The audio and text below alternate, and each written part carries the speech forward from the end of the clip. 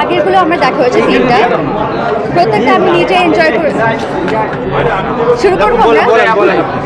আচ্ছা, ফিমেলের আগে 3টা আমার দেখা হয়েছে এবং প্রত্যেকটা আমি নিজেও খুব এনজয় করেছি যে, এবং প্রত্যেকে ওয়েট করে ফিমেলের পরে ফিমেলটা কে হবে। তো এরকম একটা অপরচুনিটি, এবং এবার একটা হচ্ছে ওয়েব ফিল্ম হিসেবে এসেছে, নাটক না। তো আমি খুবই হচ্ছে গিয়ে আনন্দিত এবং হচ্ছে গর্বিত যে এত সুন্দর একটা প্রোডাকশনের আমি হচ্ছে গিয়ে একটা পার্ট, এবং হচ্ছে গিয়ে আমি নিজেও হলে বসে যখন দেখছিলাম খুব এনজয় করেছি। একটা সেকেন্ড হচ্ছে দম নেবার টাইম পাইনি, প্রত্যেকটা সময় হাসতে হাসতে আমার গাল ব্যথা হয়ে গেছে এবং প্রচণ্ড এনজয় করেছি আমি। সো আমার খুব ভালো লাগছে। পুরো গল্পেতে আপনাকে দুইবারই দেখা গিয়েছিল, সেই ব্যাপারে যদি একটু বলেন যে আসলে গল্পতে থাকার বিষয়টা। ফিমেলের তো ব্যাপারটা এরকম থাকে যে যেই মেয়েটাকে নিয়ে পুরো গ্যাঞ্জাম হচ্ছে বা পুরো যে গ্যাঞ্জাম করে ব্যাপারটা হয়, সেই ব্যাপারটা কিন্তু পুরোটা হচ্ছে গিয়ে যে মেয়েটাকে নিয়ে হচ্ছে সে মেয়ে জানেই না বা সেই মেয়ে নেই একদম বলতে গেলে। প্রত্যেকবারে এরকমই হয়, একটু এরকমই হয়েছে যে অল্প একটু প্রেজেন্স আছে, সেইটাতেই হচ্ছে এত সুন্দর করে আমাকে প্রেজেন্ট করেছে ডিরেক্টর। আমি খুবই হ্যাপি। প্রথম যে অ্যাপিয়ারেন্সটা আপনার ছিল, আমরা দেখলাম পর্দাতে আপনি আসার সাথে সাথে একটা উচ্ছ্বাস হলের ভিতরে আমরা দেখতে পেয়েছি। কেমন লেগেছে আসলে, ভিতরে ছিলেন?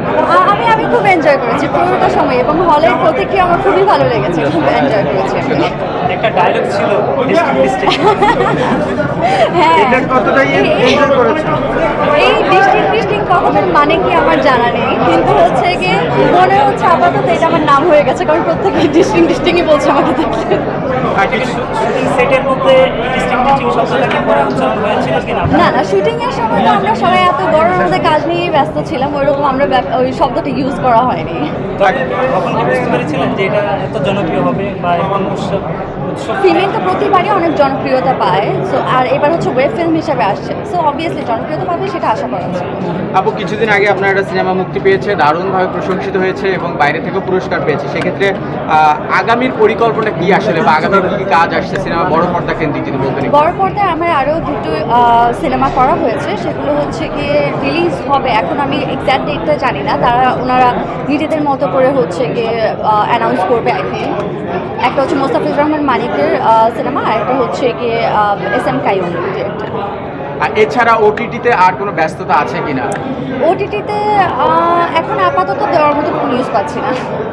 ছোট পর্দায় নাটক করা হয়েছে, এটা সামনে ঈদ আসবে, ঈদে কিছু নাটক যাবে, সেগুলো জানানো হবে। ঈদে আমি বেশিরভাগ সময় বাসাতেই কাটাই, কুরবানি ঈদে স্পেশালি, কারণ হচ্ছে আশেপাশে অবস্থা একটু আমরা সবাই ক্লিন করে রাখবো আশা করি। প্রত্যেকটা বাবাকে জানাই অনেক শ্রদ্ধা এবং ভালোবাসা।